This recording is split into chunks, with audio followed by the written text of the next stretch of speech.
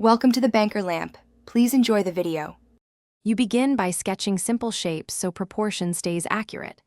Draw a tall oval for the torso and place a smaller circle overlapping at the top for the head. This sets scale. Once done, add a vertical center guideline and a short curved neckline to indicate tilt.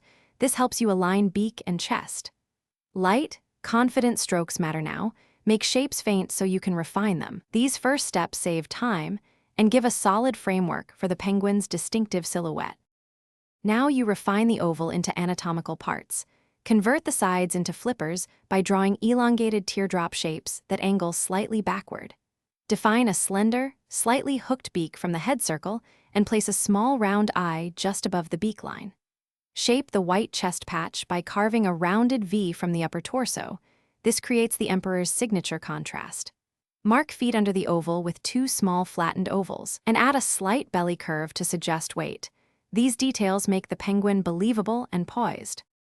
To finish, trace your best lines with a thin pen and let ink dry, then gently erase pencil guides so the drawing reads clean and bold. Fill large areas with deep black, leave the chest off-white, and add a warm yellow-orange splash at the neck and ear patches to capture the emperor's look. Once shaded, add subtle highlights on the beak and eye to suggest gloss. If proportions look off, don't panic.